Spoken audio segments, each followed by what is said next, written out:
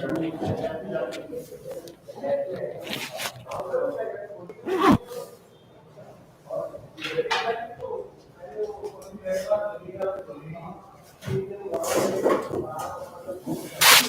पढ़ रहे थे?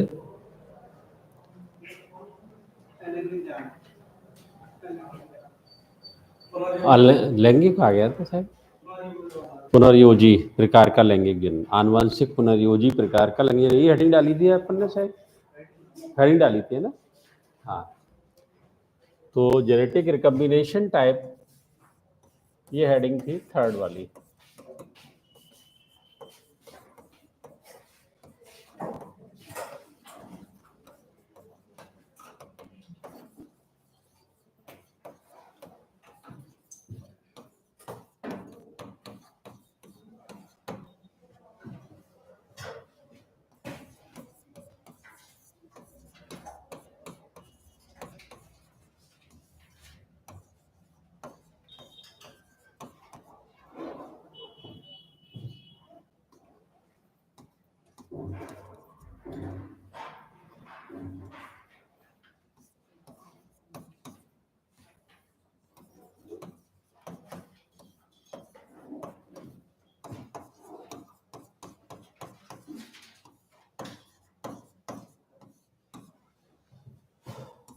जीवाणुओं में दो प्रकार का, यानी प्रोकैरियोट्स में अपन ने जीवाणु पढ़े थे, उसमें दो प्रकार का लैंगिक जनन और दो प्रकार का जनन देखा था, एक तो कायिक और एक अलैंगिक देख लिया था अपन ने ना।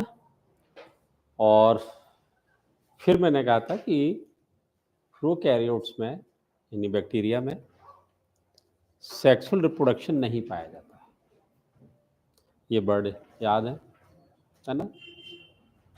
अब जो मिलता है वो लेबोरेटरी में मिलता है, तो नेचर में नहीं पाया जाता। अब लेबोरेटरी में मिलता है, इसका क्या उपयोगिता थी ये अपन आगे देखेंगे। तो प्रयोगशाला में हम इस प्रकार के जनन को कराते हैं, जिसका नाम है आनुवंशिक पुनर्योजी प्रकार का लैंगिक जनन है। हाँ, कोई दिक्कत नहीं। Genetic recombination type of sexual reproduction, ठीक है। अब हिंदी और इंग्लिश में दोनों शब्द देखें अपन। रिकम्बिनेशन, पुनर्योजी, इससे क्या मीनिंग क्या है? रिकम्बिनेशन से है किसी का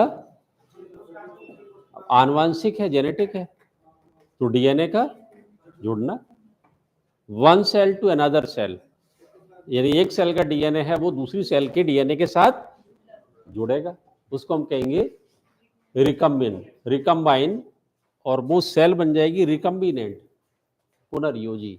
क्या बनेगी? पुनर्योजी सेल, ठीक है ना। हाँ, तो ये जो genetic recombination type of sexual reproduction था, ये नेचर में नहीं होता, ये केवल और केवल लेबोरेटरी में कराया जाता है।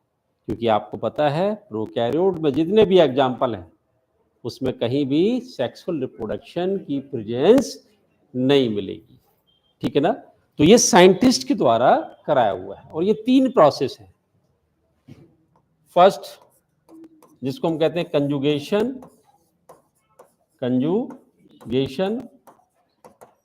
जिसको बोलते हैं संयुग्मन।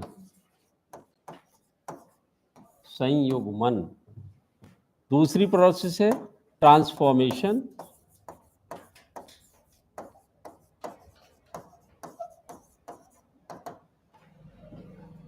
रूपांतरण, और तीसरा जो प्रक्रिया है, तीसरी प्रक्रिया है, उसको बोलते हैं ट्रांसडक्शन, जिसको हम कहते हैं पारक्रमण। तो ये 3 तरीके से जेनेटिक रिकम्बिनेशन मिलता है, यानी 3 प्रोसेस ऐसी जिसमें genetic material one cell to another cell में ट्रांसफर होता है, जुड़ता है, रिकम्बिनेंट सेल बनती है। तो तीनों की एक बात तो कॉमन है कि तीनों प्रोसेस में ट्रांसफर ऑफ जेनेटिक मटेरियल है, one cell to another cell. एक सेल से दूसरी सेल में आनुवंशिक पदार्थ का स्थानांतरण, ये बात कॉमन है। अब वो कैसे होता है,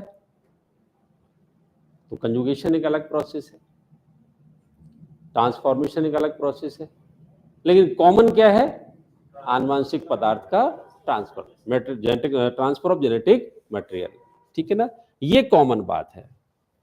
अब इन प्रोसेस की वजह से कई साइंटिस्ट को नोबेल प्राइज भी मिला, जिससे ये जो प्रोसेस है ट्रांसफॉर्मेशन, क्या है, ट्रांसफॉर्मेशन, ठीक है।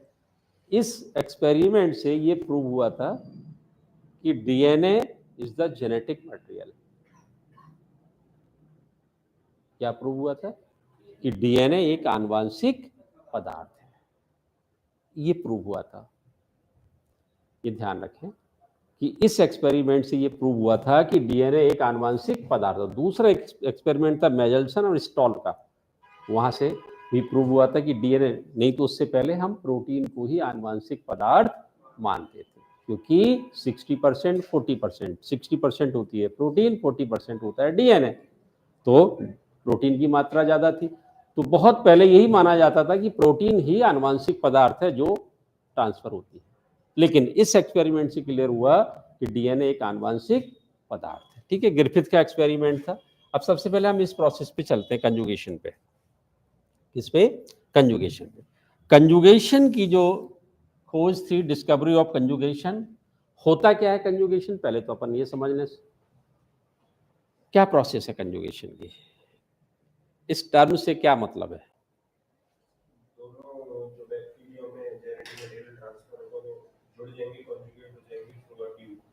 कौन सी ट्यूब, जो ट्यूब बनती है वही तो इंपॉर्टेंट है, कंजुगेशन ट्यूब। कौन सी ट्यूब, कंजुगेशन ट्यूब।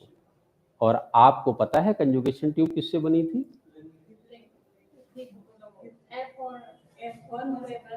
तो क्या नाम क्या था, सेक्स पिलाई।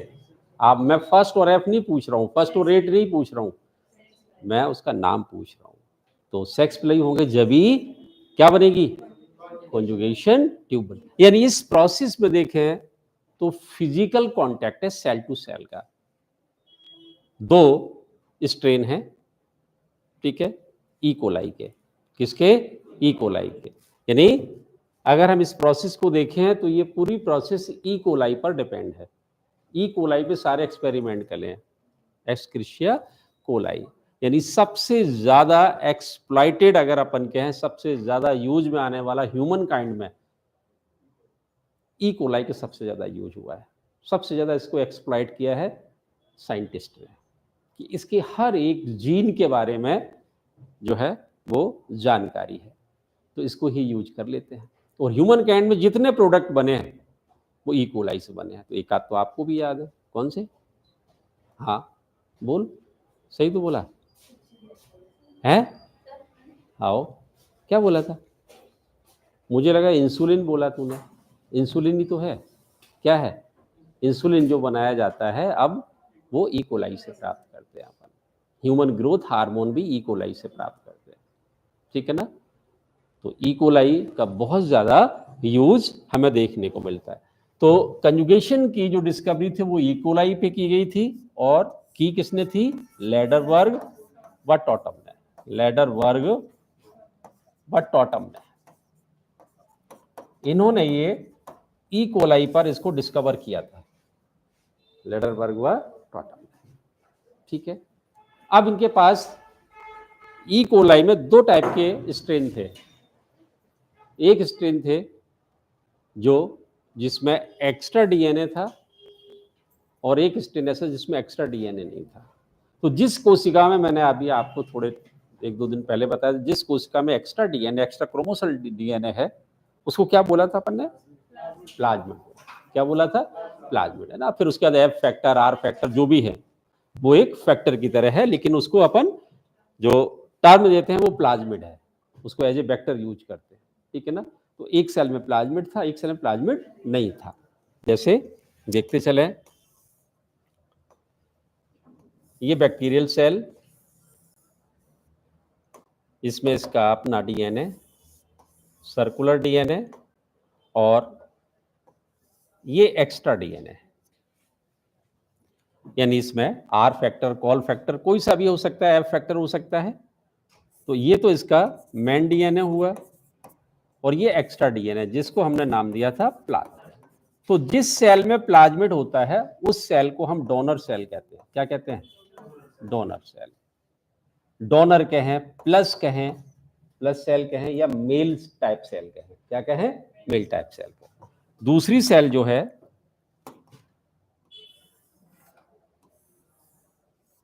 इसमें इसका अपना डीएनए और इसके अलावा कुछ नहीं है। ठीक है। अब इसमें जो डोनर सेल थी, यहां पे हम एक और देखें तो ये हमें सेक्स पिलई मिलते हैं। क्या मिलते हैं? सेक्स पिलई मिलते हैं। तो सेक्स पिलई जिसमें भी है, प्लाज्मिड जिसमें भी है, वो डोनर सेल है, और जिसमें नहीं है वो रेसिपिएंट है। क्या है वो? रेसिपिएंट है। रेसिपिएंट यानी ग्राही कोशिका। इसको हम माइनस भी कहते हैं, फीमेल टाइप भी कहते हैं। ठीक है। तो ये दो सेल जो थी, एक प्लाज्मिड वाली और एक विदाउट प्लाज्मिड वाली थी। ठीक है ना। अब ये सेल, इस सेल को अपने साथ सेक्स पिलई की सहायता से इसको क्या करती है? जोड़ने का काम करती है। तो सेक्स पिलई इसको अपने साथ चिपका लेते हैं, और ये जो रेसिपिएंट है वो इसके साथ अटैच हो जाती है। इसमें आपने देखा इसका अपना डीएनए, एक इसका प्लाज्मिड डीएनए, और ये इसका अपना डीएनए है। तो सेल टू सेल कांटेक्ट है, ये प्लस डोनर और ये माइनस सेल। नेक्स्ट स्टेप में जाएंगे तो अब ये जो सेक्स पिलई थे ये क्या करते हैं? एक ट्यूब बना देते हैं। क्या बना देते हैं? ट्यूब बना देते हैं। सेक्स पिलई की हेल्प से ही ये ट्यूब बनती, जिसको हम कहते हैं कंजुगेशन ट्यूब बोलते हैं। ठीक है। तो ये ट्यूब बन गई सेक्स पिलई के हेल्प से। ये इसका अपना डीएनए, ये प्लाज्मिड डीएनए, और ये रेसिपिएंट का डीएनए। ये अब इस प्रोसेस में यानी इनका जो साइटोप्लाज्म था वो मिक्स हो गया, इस सेल से इस सेल में सेल टू सेल कांटेक्ट हो गया, कनेक्ट होगी सेल हो गई। ये जो स्ट्रक्चर था इसको हमने कंजुगेशन ट्यूब कहा, कंजुगेशन ट्यूब। और ये बनी कैसे? सेक्स पिलई से बनी। ठीक है। अब जो प्लाज्मिड डीएनए इसकी नेचर क्या है? रेप्लिकेट करने की, क्योंकि इसको एज ए वेक्टर हम यूज करते हैं और इसकी खास प्रॉपर्टी की वजह से इसको यूज करा जाता है। बाकी और डीएनए जो है वो इतना फास्ट रेप्लिकेट नहीं कर सकते। तो इसकी खास बात क्या है? Replication fast. और वो प्रॉपर्टी आई कहां से? रेप्लिकॉन जीन से, है ना। क्योंकि इसके अंदर क्या है? रेप्लिकॉन जीन है, तो वो प्रॉपर्टी इसकी रेप्लिकेट करेगा। ये रेप्लिकेट होगा यहां से। ठीक है। रेप्लिकेट होगा, रेप्लिकेट होकर ये रेसिपिएंट सेल में आएगा। कहां आएगा? रेसिपिएंट सेल में आएगा। और आप देखें रेप्लिकेशन के बाद ये इस सेल में ट्रांसफर हो गया। किसमें आ गया? रेसिपिएंट में आ गया। ठीक है। जब रेसिपिएंट में आ गया तो अब हम आगे देखें। ये जो सेल है, अब ये कंजुगेशन ट्यूब इसकी खत्म हो जाती है, और ये इसका अपना डीएनए, ये इसका अपना, और ये प्लाज्मिड जो इस सेल से इस सेल में रेप्लिकेट होकर ट्रांसफर हुआ। अब ये दोनों सेल जो है वो प्लस सेल हो गई। क्या सेल हो गई? ये प्लस हो गई। अभी ये प्लस थी, ये रेप्लिकेट हुआ, तब तक ये माइनस थी, लेकिन जब अलग हुई तो दोनों सेल डोनर हो गई। ये क्या हो गई? अब ये डोनर हो गई, डोनर सेल हो गई। अब आप देखें जो डीएनए का ट्रांसफर है one cell to another cell ही तो है, ये कहाँ ट्रांसफर हो गया? ठीक है। अब इस सेल में दो प्रकार का डीएनए हो गया। क्या हो गया? दो प्रकार का डीएनए। तो अब इस सेल को हम क्या बोलेंगे? इसमें नया डीएनए आया कि नहीं आया? क्या बोलेंगे? रिकॉम्बिनेंट, रिकॉम्बिनेंट बोलेंगे, या हाइब्रिड बोलेंगे। क्या बोलेंगे? या काइमेरिक सेल बोलेंगे अपन। ठीक है। ये एक नॉर्मल प्रोसेस है। जो रेसिपिएंट थी वो क्या बन गई, डोनर बन गई, ठीक है, क्योंकि उसमें प्लाज्मिक डीएनए रेप्लिकेट होकर ट्रांसफर हो जाता है ना। अब क्या होता है कई बार, है ना, ये एकदम नॉर्मल प्रोसेस है। इस नॉर्मल प्रोसेस में हमें डोनर सेल, जो रेसिपिएंट सेल है वो डोनर सेल में कन्वर्ट हो जाती है और दोनों ही दाता होगी ये सेल, ठीक है ना। हाँ, डोनर लिखा हुआ है, ध्यान रखें। तो अब ये इस कंडीशन में, ये तो नॉर्मल अपन ने कंडीशन कही। अब देखें अपन यहां से इस एक स्टेप और देखें। कई बार क्या होता है कि जो डोनर सेल है, ये डोनर सेल थी, ये इसकी कंजुगेशन ट्यूब थी, एच इट इज डायग्राम ऊपर की तरह नीचे भी है, ये इसका अपना डीएनए था, ये इसका अपना डीएनए, और यहां पे अब ये इसका प्लाज्मिड था, ठीक है। अभी मैंने आपसे कहा कि ये सामान्य प्रक्रिया में क्या होता है कि जो प्लाज्मिड डीएनए है वो रेप्लिकेट होकर डोनर सेल के साइटोप्लाज्म में आ जाता है। ये साइटोप्लाज्म ही है, ठीक है। तो उस सेल में भी एक एक्स्ट्रा डीएनए पहुंच गया तो डोनर हो गई। अब जो रेयर कंडीशन है उसमें क्या होता है कि ये प्लाज्मिड डीएनए रेप्लिकेट हुआ और रेप्लिकेट होकर ये इसके साइटोप्लाज्म में नहीं आया, ये इसके मेन डीएनए के साथ जुड़ गया। कहां जुड़ गया, मेन डीएनए के साथ जुड़ गया। जब मेन डीएनए के साथ जुड़ेगा तो आपने देखा ये कंडीशन क्या हो गई, ये दोनों सेल अलग हुई। अलग होने पे अपन ने देखा ये इसका अपना डीएनए, ये ऑलरेडी पहले से जो डीएनए था, और ये एज इट इज, और ये डीएनए जो था प्लाज्मिड डीएनए वो इस सेल के साथ जुड़ गया। चलो ये डोनर सेल प्लस हो गई।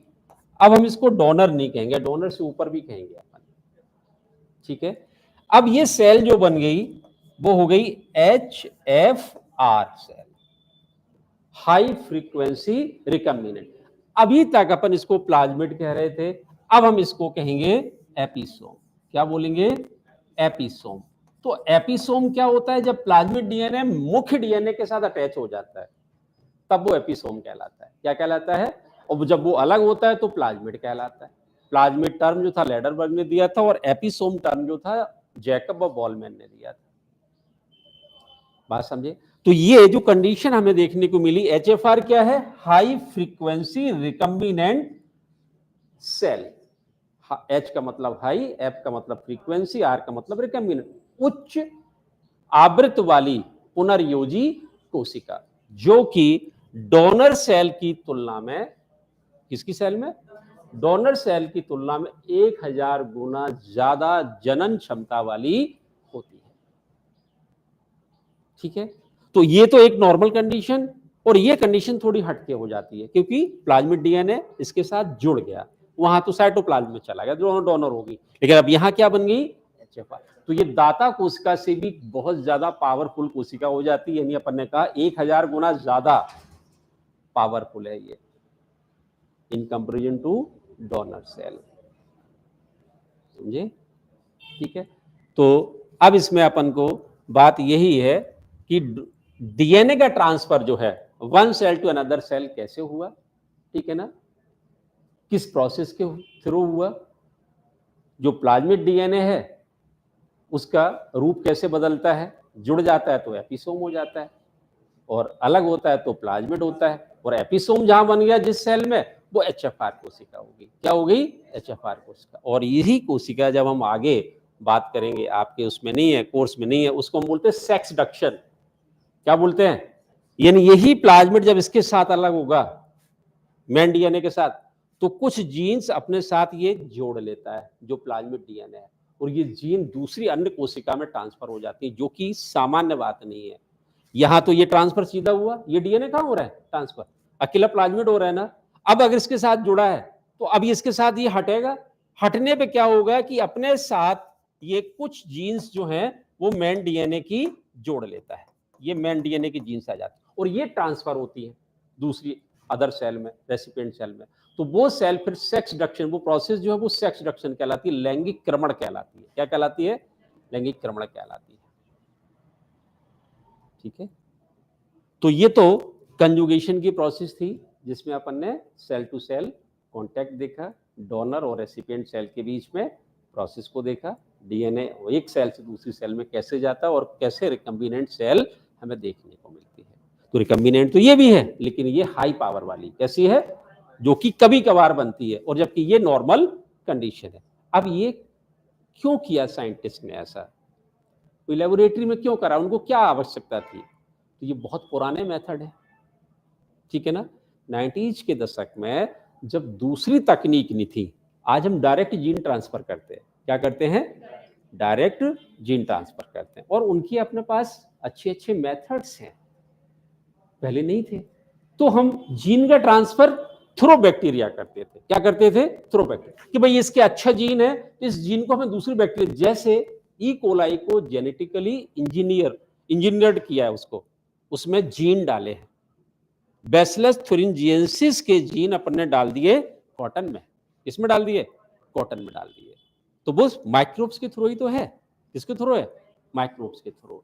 तो उस टाइम अपन को कुछ अच्छा प्रोडक्ट बनाना था, जैसे अपन इंसुलिन का एक एग्जांपल लेते हैं। इंसुलिन जो मिलता है वो पैंक्रियाज से बनता था, और पैंक्रियाज जो कैटल्स होते हैं, जो अपने गाय भैंस, ठीक है, इनको मार के निकाला जाता था पैंक्रियाज।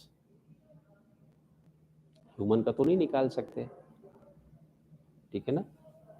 तो बेचारे कैटल्स ही हैं, उनका पैंक्रियाज निकाल के फिर इंसुलिन बनता था। तो इंसुलिन के लिए लंबी लाइनें लगती थी। आज के 15 साल 20 साल पहले की बात है। इंसुलिन आसानी से नहीं मिलता था। आज कोई बच्चा भी जाता है तो उसको इंसुलिन मिल जाएगा, ठीक है। तो उस प्रोसेस में जो आप देखें, अमेरिकन कंपनी एली लिली ने क्या किया कि ई कोलाई में ऐसे जीन डाल दिए, तो बैक्टीरिया तो एवरीवेयर, सब जगह बैक्टीरिया है, उसको कल्चर किया, कल्चर करने के बाद जो प्रोडक्ट मिला वो इंसुलिन का मिला, ठीक है। और आप भी कई प्रोडक्ट जो हैं यूज करते हैं जो बैक्टीरियल प्रोडक्ट है, डेली यूज में। आप तो दही खा रहे हो ना, तो बैक्टीरिया ही खा रहे हो ना। नियोमाइसिन आंख में लगाते हो, पैरों में चोट लगती है, वो क्या है? बैक्टीरियल कल्चर ही तो है, वो नहीं है क्या? स्ट्रेप्टोमाइसिन जो एंटीबायोटिक खाते हैं वो कहाँ से मिलती थी, है ना। अब उसका रूप बदल गया, अब वो 4th या 5th जनरेशन की एंटीबायोटिक आ गई। तो ये सब कहाँ से मिली अपन को? बैक्टीरिया से मिली, है ना। अब चाहे वो प्रोटीन का उत्पादन कराना हो, चाहे एंजाइम का उत्पादन कराना हो, चाहे अपन ये हार्मोन बनाना हो, ये जो थे वो माइक्रोब से ही तैयार किए गए थे, और आज भी तैयार होते हैं। जो तुम टॉफी खाते हो संतरे वाली, वो तुम्हें कोई संतरा थोड़ी डाला जाता है उसमें। जो 1 रुपए की टॉफी आती है उसमें संतरा और डाल के खिलाएंगे तुम्हें, वो नींबू डाल के खिलाएंगे। वो फ्लेवर है जो फंगस से तैयार होता है, साइट्रिक एसिड मिलता है उससे। क्या मिलता है? साइट्रिक एसिड मिलता है। और फंगस तो दुनिया भर की कहीं भी उगा लो, अपने आप उगती है। बात समझे ना। तो तुम्हें लगता है कि वो संतरा डाल के या मौसमी वाला जो टेस्ट है, मैंगो वाला टेस्ट है, वो तुम्हें वही मिल रहा है। वो सारे के सारे जो हैं वो क्या? आर्टिफिशियल हैं। क्या है वो? आर्टिफिशियल हैं, जो आपको एज इट इज लगता है खाने में, ठीक है। तो ये प्रोसेस थी। अब इस प्रोसेस में आपको कुछ उतारना है तो उतार लो, नहीं तो हम आगे चले। बोलो भाई, 1-2 लाइन लिखो। कंजुगेशन,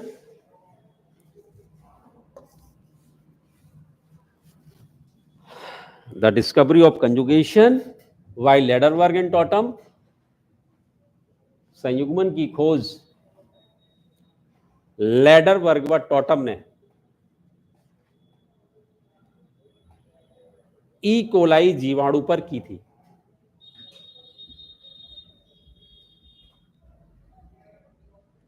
जिसका लिखा हुआ है वो पढ़ते रहो, जिसका नहीं लिखा है वो लिख सकते हो, और नहीं लिखना है तो अपन आगे चलें। डायग्राम से बात समझ में आ गई तो बात खत्म। मैं बोल रहा हूं, जिसको लिखना है वो लिख ले, है ना। क्या लिखा अपन ने? कंजुगेशन की खोज लेडरबर्ग व टॉटम ने ई कोलाई जीवाणु पर की थी। इस प्रक्रिया में दो प्रकार के जीवाणु पाए जाते हैं, जिसमें एक दाता, डोनर, तथा दूसरे ग्राही होते हैं।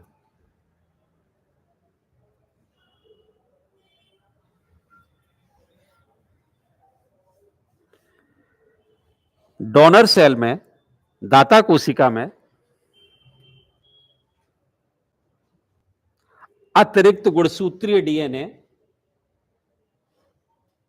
यानी प्लाज्मिड पाया जाता है। दाता कोशिका में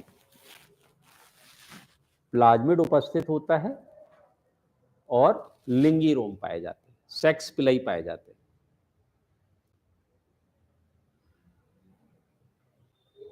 Sex pili and plasmid are present in donor cell.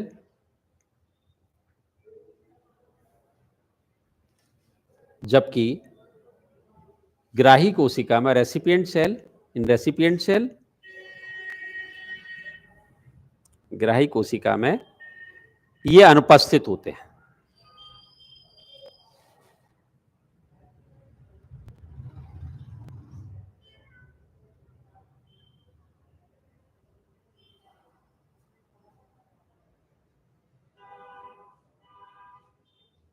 अगला पॉइंट, डोनर सेल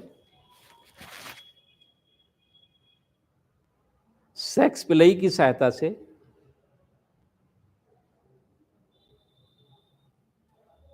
ग्राही कोशिका को अपने साथ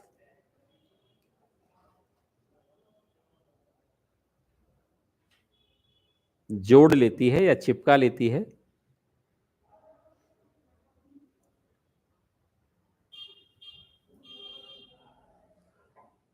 और संयुग्मन नलिका का निर्माण करती है।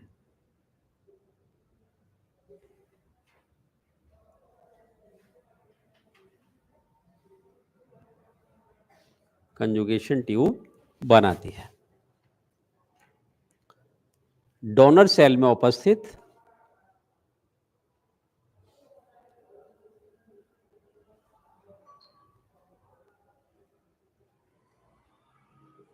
दाता कोशिका में उपस्थित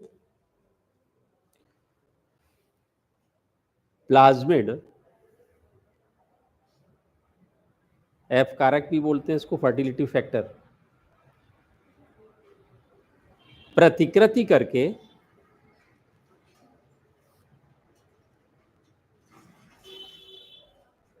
ग्राही कोशिका के साइटोप्लाज्म में आ जाता है, ग्राही कोशिका के कोशिका द्रव में स्थानांतरित हो जाता है।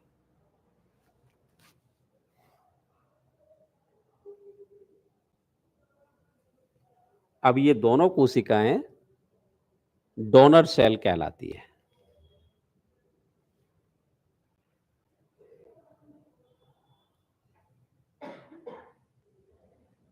डोनर सेल कहलाती है। अब नीचे लिखें, कभी कभी रेयर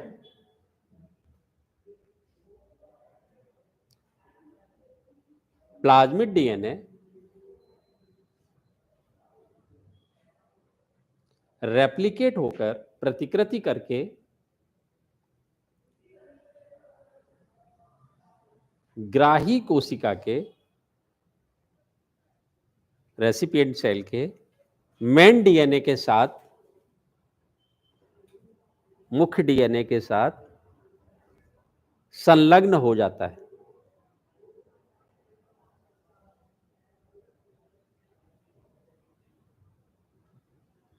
मुख्य डीएनए के साथ संलग्न हो जाता है। अब इसे एपिसोम कहा जाता है।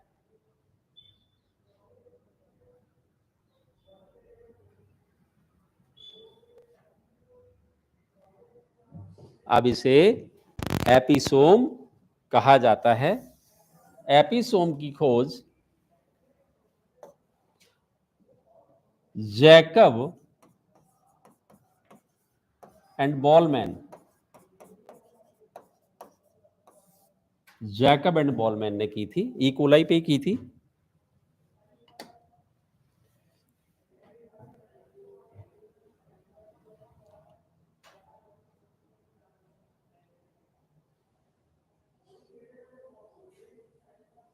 अगला पॉइंट,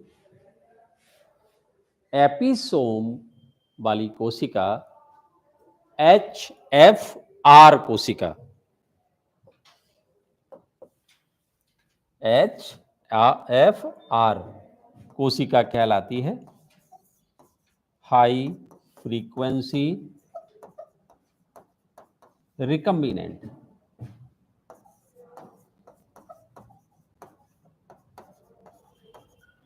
उच्च आवृत्ति वाली पुनर्योजी कोशिका HFR कोशिका कहलाती है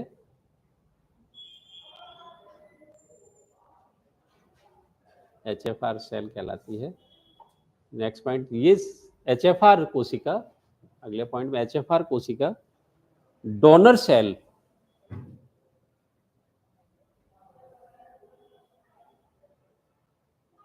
की तुलना में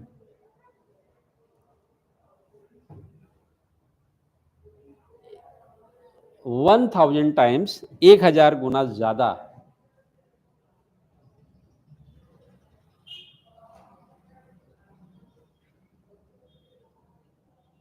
HFR कोशिका डोनर सेल की तुलना में, दाता कोशिका की तुलना में 1000 गुना ज्यादा जनन क्षमता वाली होती है।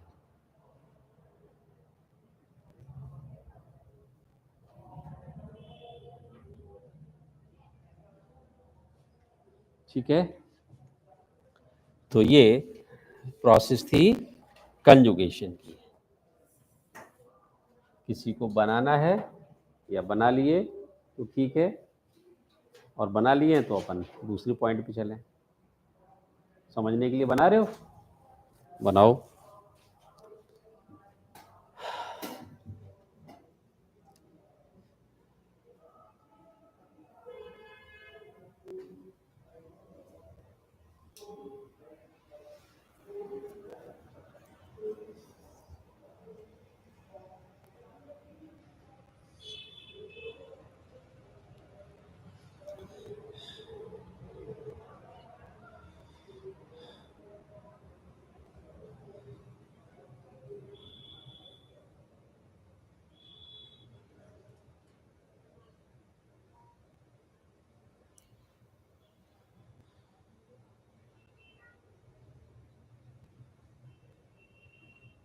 अब एपिसोम में और मीजोसोम में कंफ्यूज नहीं होना है अपन को, ठीक है। मीजोसोम अलग है, एपिसोम अलग है।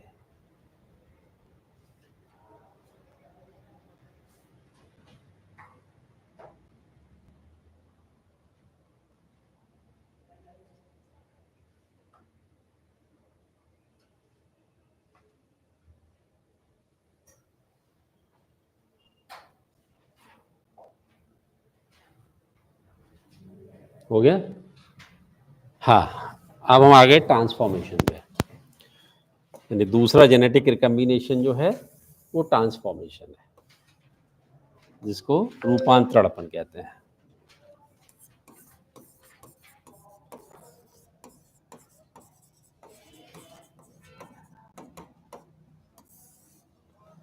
ये प्रोसेस जो ट्रांसफॉर्मेशन जो दी थी वो ग्रिफिथ ने दी थी। कौन थे? ग्रिफिथ। और इनके इस ट्रांसफॉर्मेशन वाले एक्सपेरिमेंट से ही सिद्ध हुआ था कि डीएनए एक आनुवंशिक पदार्थ है जो ट्रांसफर होता है। जो ट्रांसफर होने वाला पदार्थ है वो जेनेटिक मटेरियल डीएनए है ना। और ये इस जो प्रूव हुआ था DNA is the genetic material इनके एक्सपेरिमेंट से, तो इनके एक्सपेरिमेंट को प्रूव करने वाले 3 साइंटिस्ट और हैं जिन्होंने कहा कि हाँ ये बिल्कुल परफेक्ट एक्सपेरिमेंट है। तो इनके प्रयोगों की पुष्टि करने वाले 3 साइंटिस्ट जो थे वो एवेरी, मैक्लियोइड और मैकार्टी। क्या नाम था? मैकार्टी। ये 3 वैज्ञानिक जो थे, इन्होंने इनके एक्सपेरिमेंट को प्रूव किया था कि हाँ ये सही है, डीएनए जो है वो आनुवंशिक पदार्थ है, ठीक है ना, जो ट्रांसफर होता है, ठीक है। तो ये एक्सपेरिमेंट बहुत बड़ा रिवोल्यूशन था उस टाइम कि डीएनए को आनुवंशिक पदार्थ बताने वाला ये एक्सपेरिमेंट था। अब ये एक्सपेरिमेंट आपने 11 से पढ़ा हुआ है। कहाँ से पढ़ा हुआ है? 11 से। यानी ग्रिफिथ ने जो बैक्टीरिया लिया था, एक्सपेरिमेंटल बैक्टीरिया था, वो डिप्लोकोकस निमोनी था। क्या था? डिप्लोकोकस निमोनी, जो निमोनिया उत्पन्न करने का कार्य करता है। डिप्लोकोकस निमोनी, जिससे निमोनिया उत्पन्न होता है, ठीक है। कॉमन जो निमोनिया है वो डिप्लोकोकस से ही होता है। और इस डिप्लोकोकस निमोनिया जो बैक्टीरिया था, इसका उपयोग किया था माइस पे। किस पे किया था? माइस पे। अब चूहे वाला एक्सपेरिमेंट अपन को याद आ गया होगा, ठीक है। तो अब इन्होंने अपने एक्सपेरिमेंट में किया क्या, वो अपन यहां पे देखें। जो डिप्लोकोकस निमोनी लिए, क्या लिए? Diplococcus pneumoniae. इसमें इन्होंने देखा कि 2 प्रकार के विभेद हैं, यानी 2 प्रकार के इसमें बैक्टीरिया हैं तो निमोनिया वाले, एक निमोनिया कॉज करता है, एक निमोनिया कॉज नहीं करता। तो 2 विभेद में अगर अपन देखें तो एक तो था स्मूथ टाइप, यानी जिनकी बाहर से देखने पूरे स्मूथ थे। स्मूथ इसलिए थे, क्यों स्मूथ थे? हैं? प्रोटीन कैसे एब्सेंट होगा? तो स्मूथ हो गए वो। आप लोग कोई हैं? अब अपन देखें, ये तो स्मूथ है, ये पूरा दिख रहा है ना, ये बॉडी पूरी स्मूथ है, ये खुरदरी है, जिसको अपन ने एस टाइप बोला और इसको आर टाइप बोला। स्मूथ होने का मतलब, जो अपन ने अभी सेल बनाई थी वहां पे अपन ने देखा था कि जिसमें टाइटली अरेंज्ड थे नाइट्रोजनस सब्सटेंस, वो क्या था? कैप्सूल। तो जो चिकने थे, इसका मतलब वो कैप्सुलेटेड थे। क्या थे वो? और जितने कैप्सुलेटेड हैं वो मैंने आपको क्या कहा, कैसे होते हैं? विगरस, उग्र होते हैं, वायरुलेंट होते हैं। तो कोई सा भी एग्जाम्पल उठा लो जो कैप्सुलेटेड है, उसके इलाज जो है वो लंबा है, जिस पर ये टाइटली बाउंड हैं नाइट्रोजनस सब्सटेंसेस, ठीक है, उन पर एंटीबायोटिक आसानी से उनको ब्रेक नहीं कर पाती, ठीक है। इसलिए वो कैसे है? चिकने। मैंने कहा ना, चिकने घड़े पे पानी डालो तो नीचे चला जाता है। तो अपन 1 महीने तक जब मेडिसिन खाएंगे ना, एंटीबायोटिक खाएंगे, तब उसकी कहीं सेल वॉल पे थोड़ा सा असर पड़ता है। इसीलिए आप देखें निमोनिया के केस में, आप कोई 3 दिन में निमोनिया ठीक होता है क्या? बताओ, नहीं होता है ना। टीबी के केस में देखें, कोई 3 दिन में टीबी ठीक होता है? साल 2 साल ऐसे केस, ऐसे जो है वो उसका इलाज चलता है। उसका रीजन क्या है? कि वो ब्रेक ही नहीं हो पा रही है, इतनी हार्ड उसकी सरफेस है, कैप्सुलेटेड है। क्या है? यानी अपन को कोई कुछ बोले और अपने ऊपर कोई असर नहीं हो। इसका अर्थ क्या है? कि अपन ने एक मोटी परत चढ़ा रखी है, ठीक है, ना सर्दी का असर ना गर्मी का असर। तो वो वैसे ये बैक्टीरिया है, इन पर कोई भी प्रभाव आसानी से नहीं पड़ता है, ठीक है। तो जब इन पे कोई प्रभाव नहीं पड़ रहा है, तो इसका मतलब जो स्मूथ टाइप थे ये वायरुलेंट थे। क्या थे ये? वायरुलेंट। वायरुलेंट का अर्थ समझ गए? जो निमोनिया उत्पन्न करते थे, निमोनिया उत्पन्न करते थे, यानी कि इनका अगर इन्फेक्शन है तो निमोनिया 100% है। और ये नॉन वायरुलेंट थे। ये कैसे थे? अब ये इसलिए थे कि इनकी जो सरफेस है वो कैसी है? रफ है, कैप्सूल है ही नहीं है, तो ये रोग नहीं फैलाते थे, इनसे निमोनिया होता ही नहीं था। तो ये 2 प्रकार के स्ट्रेन थे, निमोनियाकारी और अनमोनियाकारी, ठीक है। निमोनिया हो रहा है, नहीं भी हो रहा है। तो ये आर टाइप अपन ने बोल दिया और ये अपन ने एस टाइप बोल दिया। स्पेस, इनका जो स्ट्रक्चर है वो इस टाइप से था। अब इन्होंने क्या किया, 4 स्टेप दिए। कितने स्टेप दिए? 4 स्टेप। पहला स्टेप जो था इनका वो ये था कि सबसे पहले ने स्मूथ टाइप को लिया और सिरिंज में भर लिए। किसमें भर लिए? सिरिंज में, ठीक है ना, और माइस में इंजेक्ट कर दिए, ठीक है।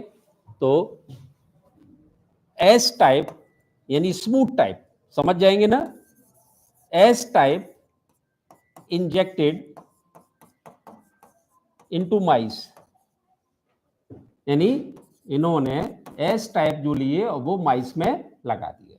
जब माइस में एस टाइप जाएंगे तो ये कैसा है?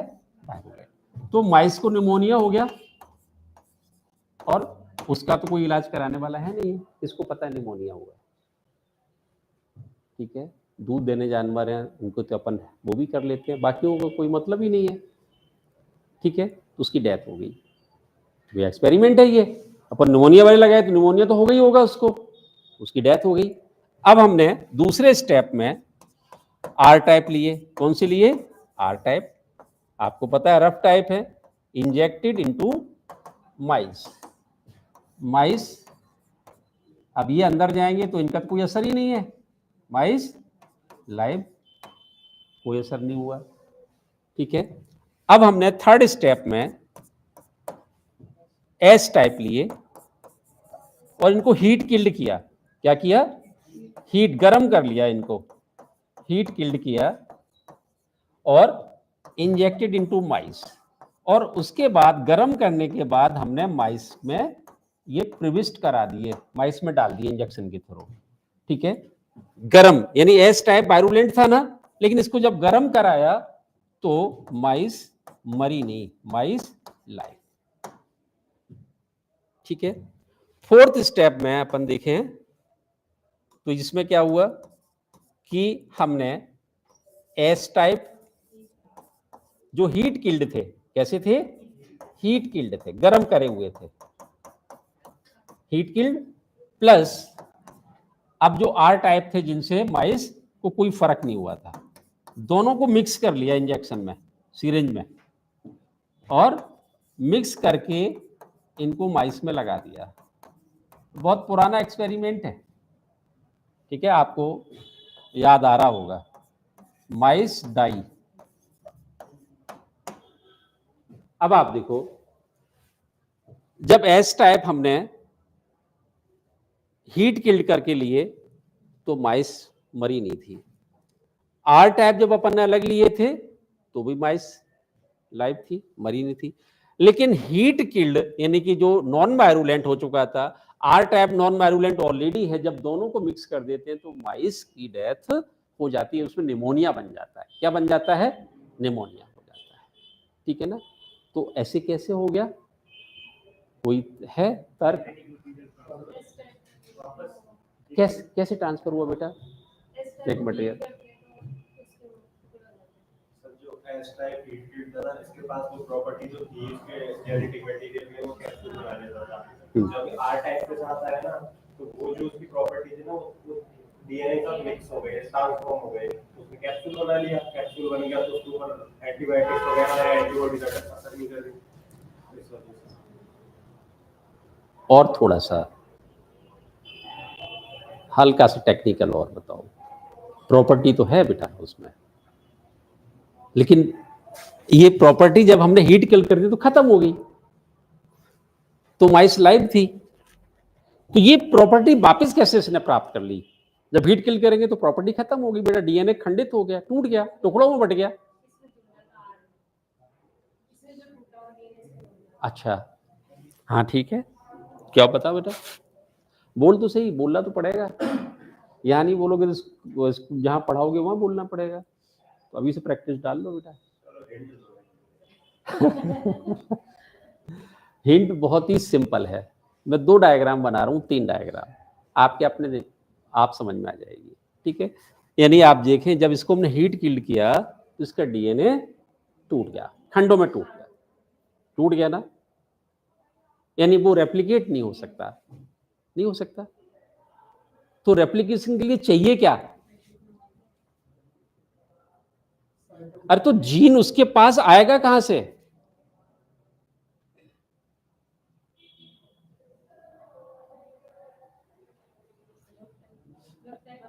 जुड़ जाएगा ना। अच्छा, तो डीएनए जुड़ने से सारे काम हो गए। बड़ी सिंपल सी बात तुम लोगों ने ठीक बताया, लेकिन अपन जो 100% की बात करते हैं कि ये जो हीट किल कर दिया, ये टुकड़े हो गए। अब इन टुकड़ों को अगर सेल मिलती है, ये तो कंप्लीट सेल है ना, ये तो कंप्लीट सेल है। ये इसके अंदर क्या है, इसका साइटोप्लाज्म में सारी मशीनरी है, सारे एंजाइम है। इसके एंजाइम खत्म हो गए। जब ये दोनों मिक्स करेंगे तो क्या करेगा ये डीएनए, इस प्रॉपर्टी को, इसकी सारी मशीनरी को यूज कर लेगा, इसके एंजाइम को यूज कर लेगा। ठीक है, जब इसके एंजाइम की यूज करेगा तो इसकी प्रॉपर्टी क्या है, वायरुलेंट की, तो उसको पूरा वायरुलेंट बना देगा, यानी ट्रांसफॉर्म कर देगा। क्या कर देगा, ट्रांसफॉर्म। तो इसको क्या चाहिए, सेल चाहिए अपने डीएनए को रेप्लिकेट करने के लिए। क्यों चाहिए सेल, क्योंकि एक सेल जो होती है वो कंप्लीट सेल होती है, उसमें रेप्लिकेशन के एंजाइम होते हैं। ठीक है, उसकी अपनी मेटाबॉलिक रिएक्शन होती है, तो उसका उपयोग कौन कर रहा है, जो इसके सेगमेंट्स है। अब देखें अपन यहां पे, ये यहां पे बात समझ में आ जाएगी अपने।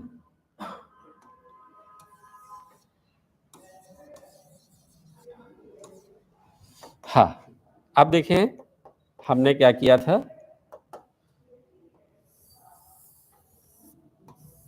ये एस टाइप का डीएनए था, ठीक है ना।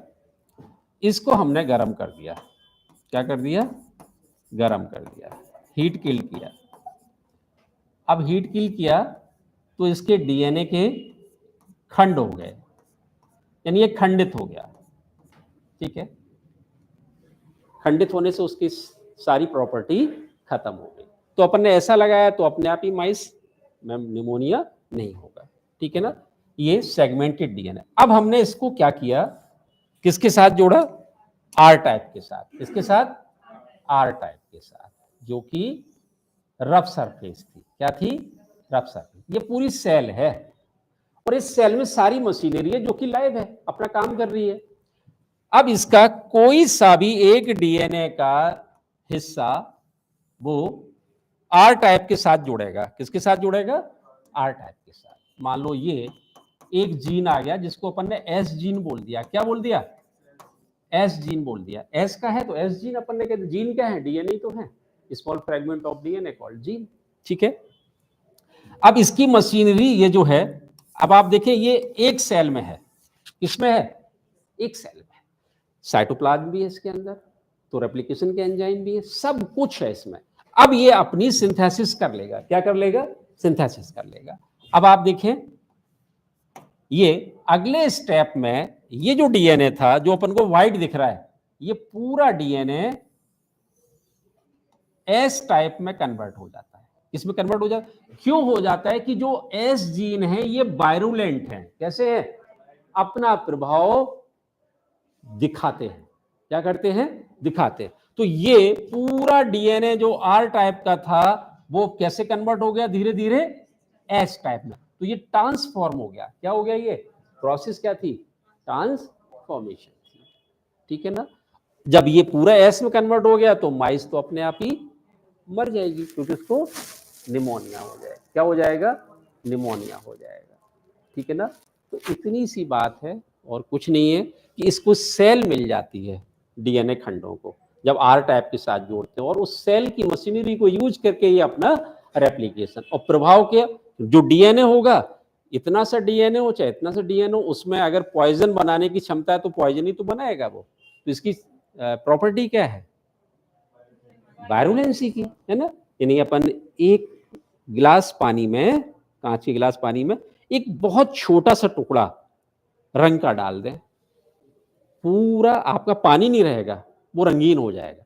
ठीक वैसे यही है कि एक छोटा सा जीन जो है, जो एस टाइप का जीन है, जो वायरुलेंसी है, वो उसको पूरा वायरुलेंट बना देती। क्या बना देती है, यानी वो पूरा कैप्सुलेटेड बन जाता है, क्योंकि जीन किसके हैं, एस टाइप के। तो इसलिए ट्रांसफॉर्मेशन अपन को देखने को मिलती है। ठीक है ना। तो ये अपना इसमें आपको जहां भी ठीक लग रहा है वो बना लो, इस पर लिखाने का ऐसा कुछ भी नहीं है कि इन्होंने एक्सपेरिमेंट, ये यहां से शुरू है शुरू की लाइन चाहो तो लिख लो। हाँ, ट्रांसफॉर्मेशन की खोज ग्रिफिथ ने की थी। अब जो यहां पे ट्रांसफर हुआ था वो मटेरियल क्या था बेटा? डीएनए था। डीएनए था ना, तो ये प्रूव हुआ था। ट्रांसफॉर्मेशन रूपांतरण की खोज ग्रिफिथ ने की थी। इन्होंने अपने प्रयोग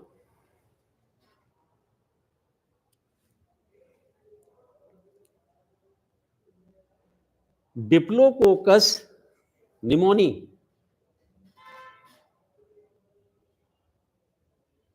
जीवाणु पर किए।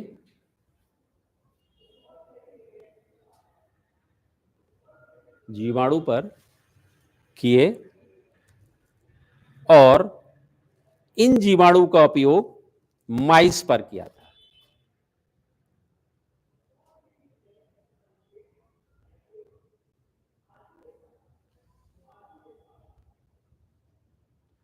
इस प्रक्रिया में स्थानांतरित होने वाला पदार्थ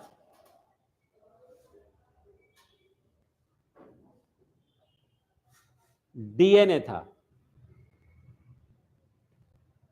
अतः इस प्रयोग से यह सिद्ध होता है कि डीएनए एक आनुवांशिक पदार्थ है।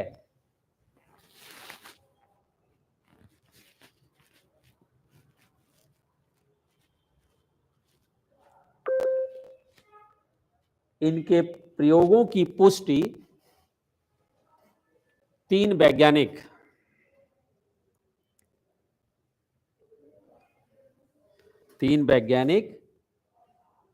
अवेरी, मैक्लिओड व मैकार्टी ने की थी।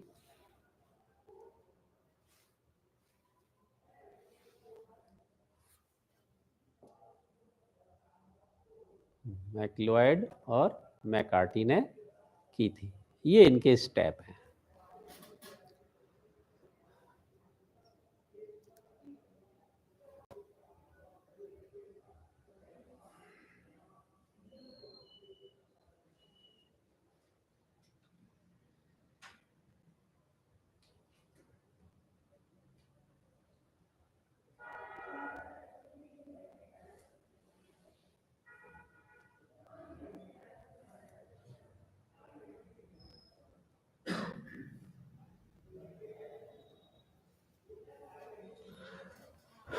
अब ट्रांसडक्शन जो है वो प्रोसेस बड़ी है, वो अपन कल बताएंगे।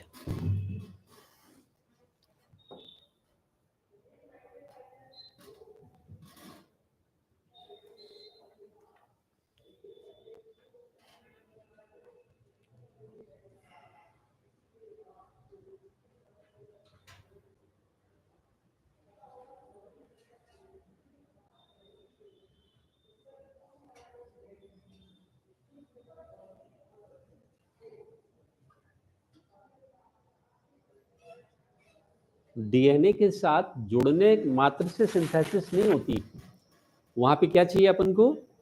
एंजाइम चाहिए, पूरी मशीनरी चाहिए जो उसको रेप्लिकेट करने का काम करे, है ना। तो आप लोगों ने बताया सही था, बस अपन वो सेल वाली बात को दिमाग में रखना था, है ना। तो ये बना लोगे, ठीक है। अब चलो कल पढ़ेंगे।